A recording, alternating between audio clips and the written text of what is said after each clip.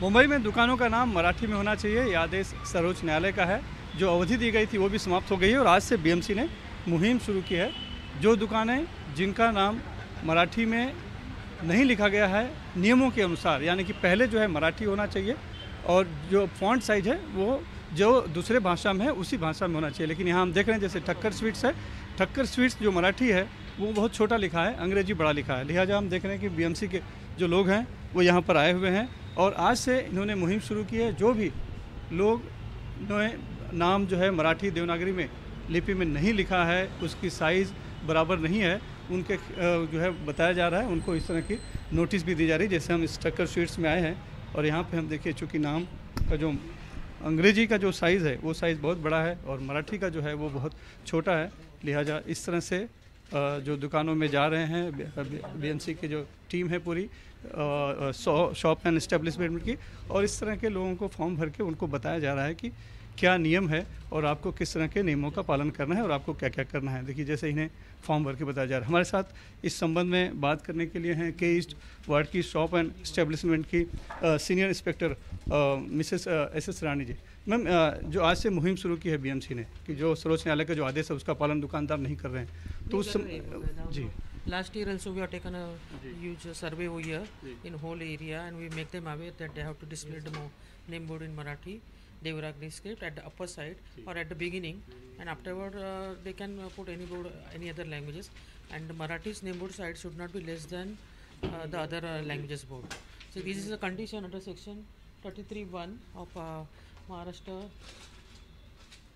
Shop and Establishment Act, Service Rule Condition Act 2022 under section 33(1). So nowadays we are giving them the letters to them to make them aware, and afterwards if they do not do the things then we will probably prosecute. जैसे यहाँ पर आए हैं तो Thakkar sweets है, तो Thakkar sweets अंग्रेजी में बहुत बड़ा लिखा है और मराठी में छोटा लिखा है, तो आप इन्हें अभी क्या बता रहे हैं? हम उनको सूचना देंगे, अवेयर करेंगे कि ये जल्द से जल्द उनको करना चाहिए, और after that they have to come and inform us कि we have done it, and accordingly number of employees if they have less और more whatever it is for employ 2000 fine they will be levied. और क्या कहेंगे, क्या नाम आपका? बबलू यादव। ये नियम आपको पता है?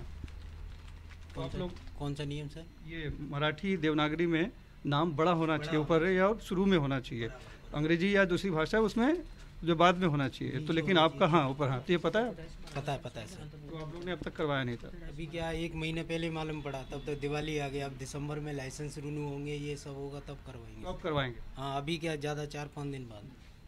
ये जो नियम है उसका पालन हो पूरे मुंबई में, इसके लिए बीएमसी के जो 24 वार्ड हैं उन सभी 24 वार्डों में इस तरह की टीम बनाई गई है और टीम बनाकर एक मुहिम के तहत आज से बीएमसी ने ये जागरूकता की कोशिश की है लोगों में, और इस तरह के जो भी दुकानदार हैं, शॉप्स हैं जिनका कि जो नाम है मराठी देवनागरी वो शुरू में होना चाहिए और जो साइज़ है वो जो भी दूसरी भाषा के बराबर होना चाहिए या फिर बड़ी होनी चाहिए, तो उस हिसाब से यहाँ पर देखिए पूरी टीम है वो घूम रही है और इस तरह की कार्रवाई कर रही है। हालांकि जो एमएनएस पार्टी है वो इसको लेके बहुत पहले से आंदोलित है।